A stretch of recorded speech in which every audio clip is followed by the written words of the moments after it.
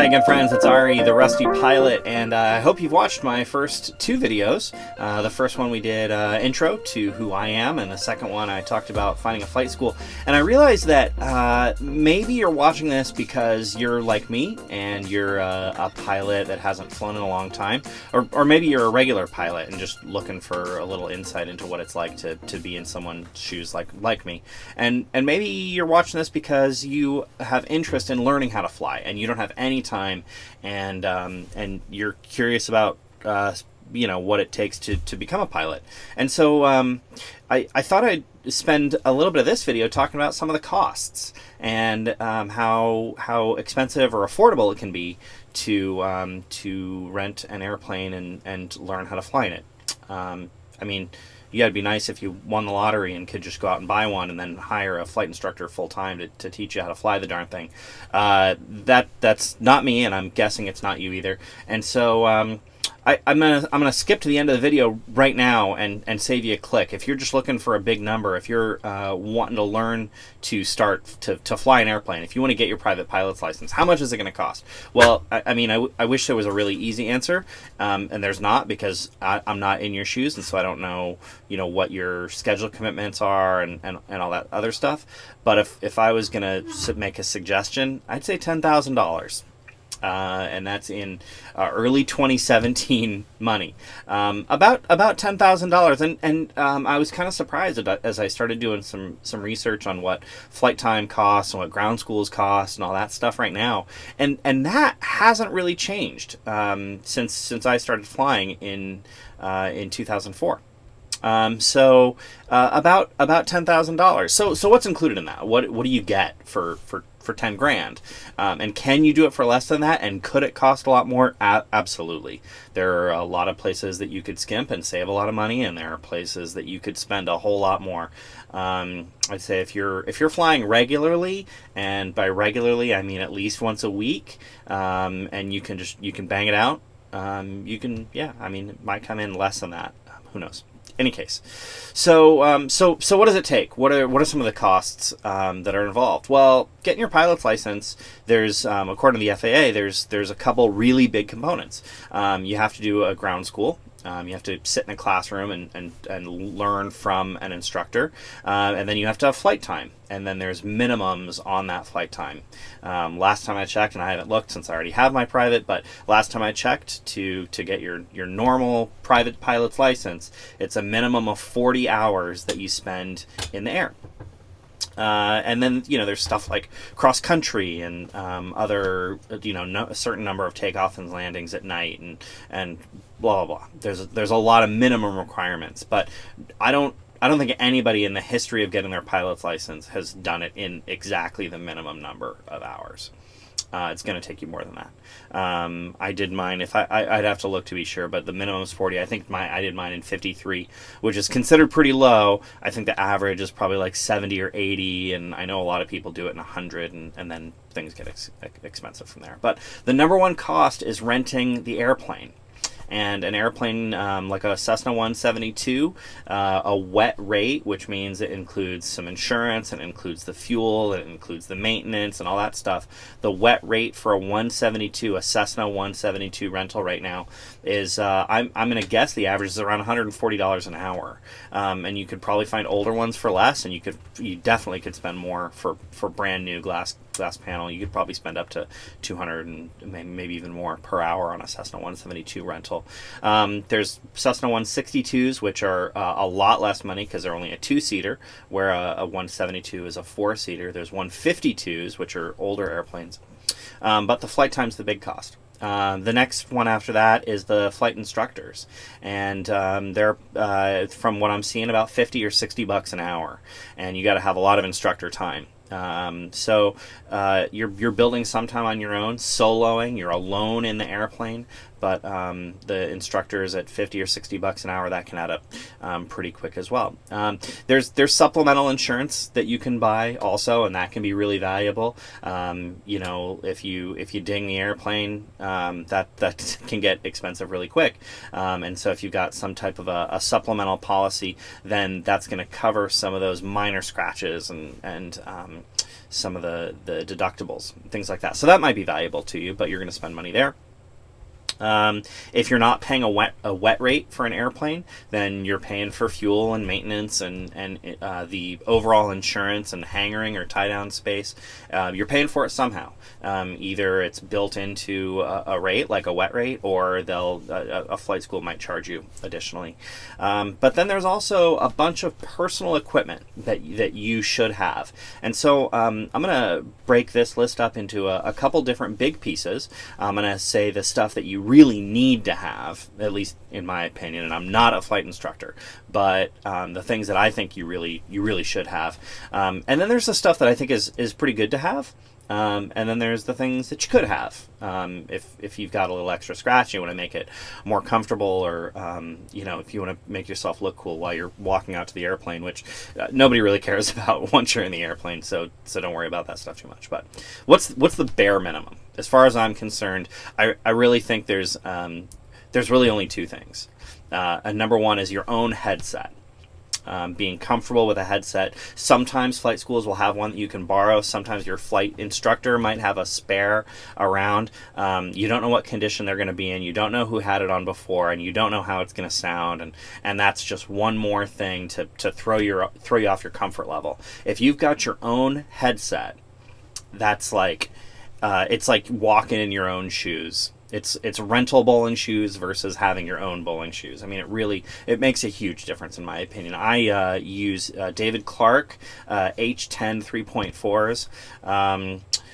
Those are, I don't know, gosh, they're probably $400 or $500 for those headsets right now, and you can get cheaper ones for maybe $150 or $200, and you can go out and spend over $1,000, maybe even over $2,000 on a pair of Bose active noise canceling, top of the line stuff. But what do you need it to do? You need it to block out the outside sound, and you need to be able to hear voices really clearly, whether it's your flight instructor or your friend or your family or air traffic control, whoever it is that's talking to you through that headset. You need to be able to hear them, and you need to block out outside noises. Both really important things. Number two, a kneeboard. A kneeboard's really simple. It straps to your leg. It's like a clipboard, like an aluminum clipboard that just straps onto your leg with a piece of elastic and maybe some Velcro on it, or a little clasp or something. And the kneeboard comes in a lot of different shapes and sizes. You know what? Let me go get my kneeboard. Hold on one second. Okay, so this is my kneeboard, and it's made by a company called ASA, and you can see that up at the top there. And then it's got all this, I'm trying to get the glare out for you. So it's got all these reference pieces on here, right? So if you need to remember what your VFR cruising altitudes are, or what the phonetic alphabet is, or sometimes when you lose radio communications, the people in a control tower will literally shine a giant flashlight at you, and different colors mean different things, and I don't remember what they are, but they're printed right here, so I can always look at that. But the most important thing about this kneeboard, and you can see the strap on the back, so it straps onto your leg, but it's also a clipboard up at the top, and so you can put a piece of paper on here. You write down a lot of things when you get in an airplane. You write down the weather, you write down taxi instructions, you write down takeoff clearances, you write down frequency changes, you take notes about things that you see and you want to go look at again, or notes to yourself because you remembered what to buy at the grocery store for dinner later. But you take a lot of notes, you write a lot of things down. And so having a good sturdy place to write things down. Some people like pens and some like pencils. I am a pencil person, and so I keep a mechanical pencil on my kneeboard, and it just clips on there. And so a headset and a kneeboard, that to me is it. That's the bare minimum. I would never get in an airplane and go flying without those two things. That's the bare minimum for me. Now, there are a couple things that you're going to need as you're learning to fly, and so you're probably going to have them also. One of them is called an E6B, and it's kind of like a fancy slide rule for pilots, and it's how you calculate temperatures and fuel and distances and weights and all these different stuff, right? Time, and it does all these different cool functions, but it's called an E6B, and there's mechanical ones and there's electronic ones. I mean, it looks like a giant calculator. I have both. I use the electronic one most of the time, but I have a mechanical one for backup. The other is a plotter, which is like a big ruler that is sectioned off, so you can break out a big chart and draw on it. And that's the next thing, is charts, big paper maps that show you where the airports are and where the airspace is and all that stuff. And those are things that you're just going to have as you're learning to fly. And so I don't really include those as essentials, because you're going to have them anyway when you're learning how to fly. So what's... oh yeah, logbook also. You got to have a logbook. You're going to have to get a logbook, because your flight instructor is going to sign it, and you're going to make notes about all the practice landings and things that you do. Okay, what's next? Flashlight. Flashlight is on a really good to have.